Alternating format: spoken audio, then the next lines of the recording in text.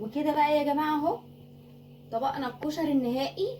طعم جميل جدا، جنب بقى بتنجانيه مقليه، جنب شويه مخلل، جنب قطايه مخلله، ويبقى جميل وبالهنا والشفا اللي ياكل. اهو يا جماعه ما تنسوش تحطوا لنا لايك وسبسكرايب وتدعموا القناه عشان تشوفوا مننا كل جديد. باي باي. السلام عليكم ورحمه الله وبركاته. ازيكم عاملين ايه؟ وحشتوني من الفيديو اللي فات لفيديو النهارده بقى هنعمل ايه؟ هنعمل كشري. طبعا مفيش حد في مصر اسمه ما بيحبش الكشري. الكشري المصري ده تحفه جدا وجميل وطعمه لذيذ وكلنا بنحبه. تعالوا يلا نشوف هنعمل ايه. قبل اي حاجه خالص، قبل اي حاجه ما تنسوش تصلوا على النبي وتحطوا اللايك وتعملوا لنا اشتراك في القناه، وبعدين نخش نشوف هنعمل ايه. اولا قبل اي حاجه هنعلق على الحمص لان هو بياخد سوا، يعني بياخد وقت في السوا، فبنكون قبليها بيوم نقعينه في ميه. تجيبي نص كيلو ربع كيلو نقعاه قبليها بيوم، وتاني يوم هتعمليه يستوي معاكي على طول، ما ياخدش وقت. فاحنا في ساعه على طول، في ساعه هكون لمينا كل الكشري بكل حاجته. اول حاجه هنعلق على الحمص، نعلق عليه ونسيبه يغلي، وبعد كده تعالوا يلا نشوف هنعمل ايه مع بعض. يبقى خلاص اتفقنا. اول حاجه نعلق عليها الحمص ونسيبه كده مع نفسه، ونحط فيه معلقتين ملح وشويه كمون ونسيبه مع نفسه كده ياخد ويدي مع نفسه. ونيجي هنا علقنا على الميه عشان نسلق المكرونه، وحطينا فيها ملح وحطينا فيها معلقه زيت، ونقوم على طول حاطين المكرونه زي ما انت عايزه. بقى المكرونه بقى شكلي زي ما انت عايزه، زي ما انت عايزه تعملي المكرونه، شكلي زي ما انت عايزه. اهي علقنا عليها، حطينا المكرونه اهي تتسلق. مش هياخد منك اي حاجه خالص، ولا هياخد وقت، ولا هياخد منك اي حاجه. اهو ونسيبه بقى ونغطي عليه ونسيب كده. المكرونه اهي يا حبايبي اتسلقت اهي، اللي احنا حاطينها مع بعضنا. هنروح نصفيها ونيجي هنجيب كازرولة ونحطها على النار او حله صغيره، ونعمل بقى الصلصه. جبتها اهي وحطيت فيها اي ماده دهنيه. نحط الثوم، تدقيه تقطعيه زي ما انت عايزه بقى.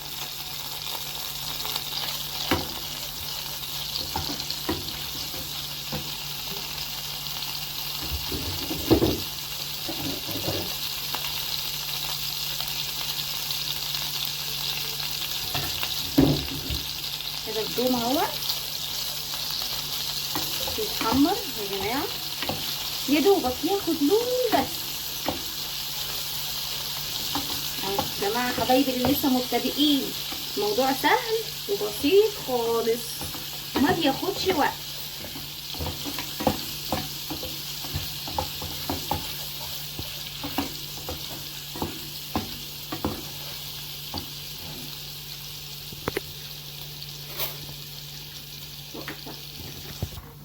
وكده اهو يا جماعه بقى التوم خد لون اهو معانا، نقوم حاطين القوطه بالراحه كده، ونقوم طاشين القوطه هنا اهو. حطينا القوطه، نحط معلقه صلصه كبيره اهي، معلقه صلصه عشان تحمرها وتديها لون حلو كده وجميل اهي. هنحط التوابل بقى.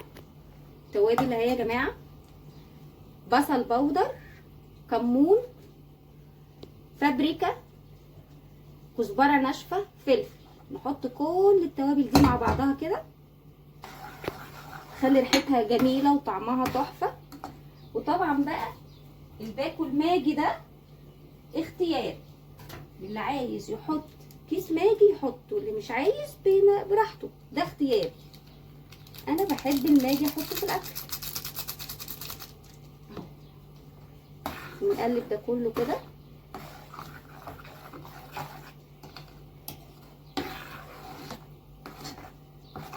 اهي يا جماعه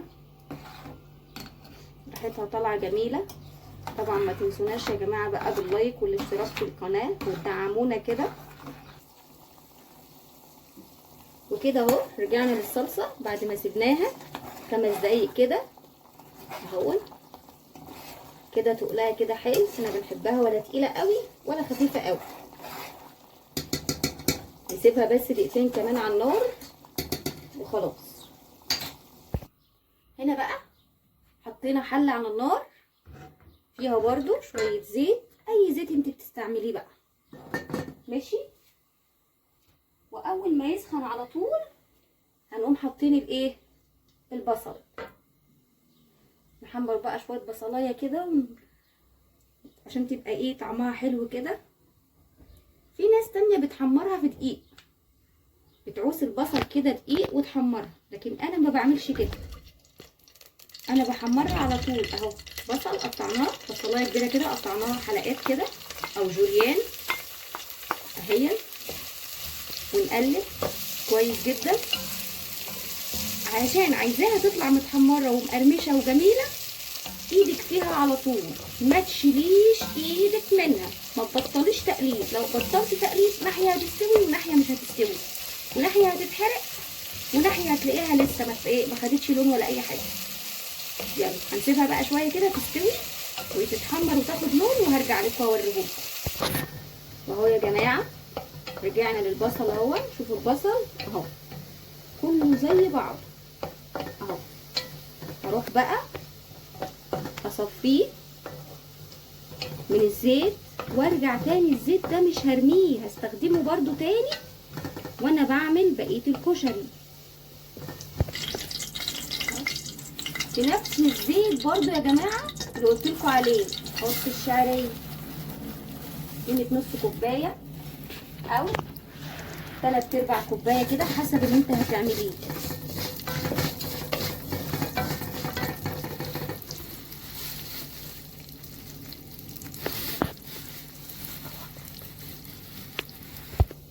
وهنا اهو لون الشعريه يكون لون جميل كده، ما تحرقهاش. خليكي شاطره وحلوه كده، ما تحرقهاش اهو. وهنا ده العدس ده نقعاه قبليها بساعتين. العدس والرز كله مع بعض اهو. العدس والرز كله مع بعض ايوه، كله هياخد سوا واحد. العدس هياخد سوا الرز ايوه، كله مع بعضه. ليه؟ لان انا نقعته قبلها بساعتين 3 واتبله. هحط له ملح وهحط له ايه، وهحط له معلقه كمون ونقلب ونزود الميه بتاعته.